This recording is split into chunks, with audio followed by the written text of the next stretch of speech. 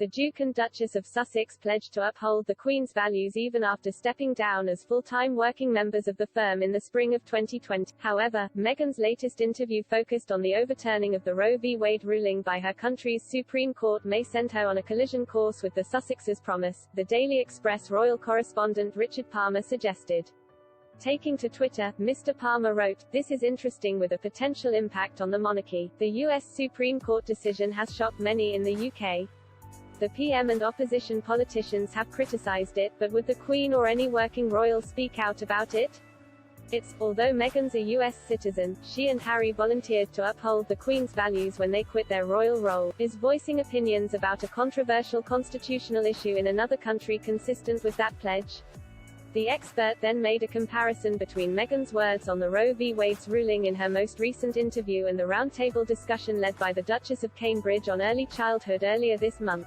He said, "On the other hand, you could argue that Kate lobbying government ministers to do more to support children in their early years was treading close to the line. But the real red lines are where it's a UK party political controversy or diplomatically embarrassing for Britain." Kate's meeting was attended by, among other officials, Health Secretary Sajid Javid on June 16. The attendees discussed the results of a survey carried out by Ipsos on behalf of the Royal Foundation's Centre for Early Childhood and aimed at showing there is a real appetite in the country to see children's mental health being prioritised.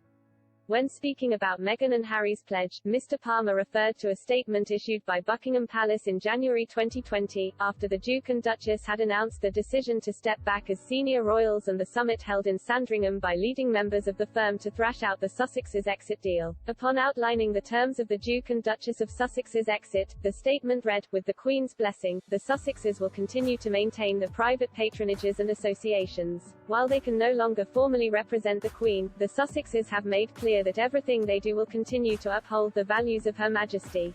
Yesterday, Vogue published an interview with Meghan and fellow feminist Gloria Steinem.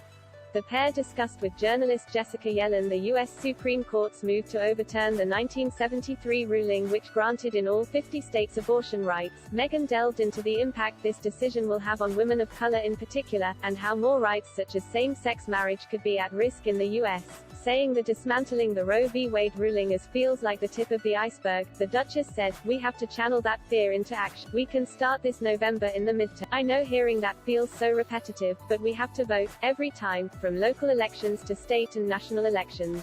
Among other topics, the Duchess also spoke about how men can be involved in supporting reproductive rights, using Prince Harry as an example. She said, "Men need to be vocal in this moment and beyond because these are decisions that affect relationships, families, and communities at large. They may target women, but the consequences impact all of us. My husband and I talked about that a lot over the past few days. He's a feminist,